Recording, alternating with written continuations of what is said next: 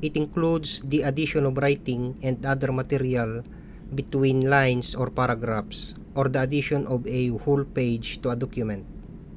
A. Insertion or interlineation. B. Integration.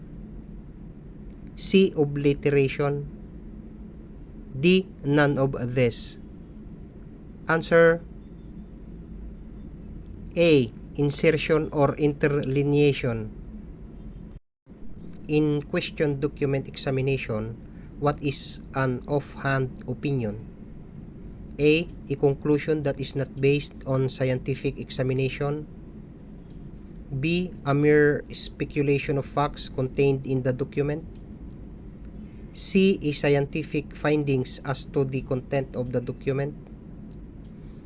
D. All of this. Answer A. A conclusion that is not based on scientific examination. It is a kind of handwriting that is characterized by being connected, in which one letter is joined to the next. A. Script. B. Block. C. Vigorous. D. Cursive. Answer D. Cursive. A writer may deliberately try to alter his usual writing habits in hopes of hiding his identity. The results of their effectiveness are termed as A. Downstroke. B. Gestalt. C. Disguised writing. D. Graphology. Answer C. Disguised writing.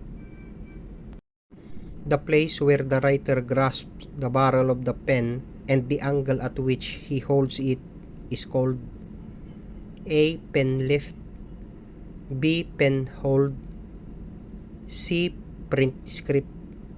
D. Pen pressure. Answer B. Pen hold.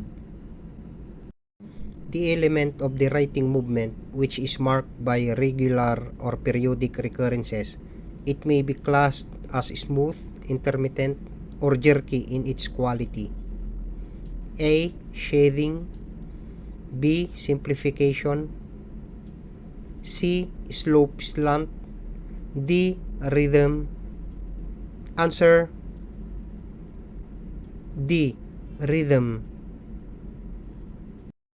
What do we call the series of lines or curves written in a single letter? One of the lines of an alphabet, or the series of lines or curves within a single letter. The path traced by the pen on the paper. A. Pen lift. B. Delta. C. Slope. D. Stroke. Answer D. Stroke. Are quite simply writings which were indisputably prepared by the accused when he had no reason to think that they would be used for a handwriting comparison. A. Non-request standards. B. Request standards. C. Disguise. D. None of this.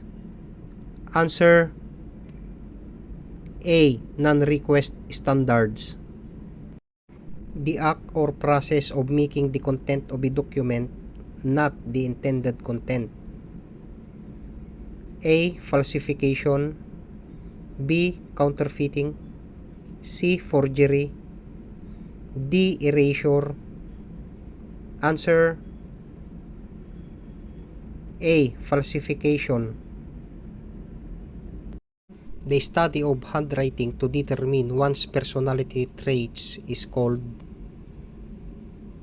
A. Handwriting analysis. B. Graphology. C. Dactyloscopy. D. Fecalysis. Answer B. Graphology.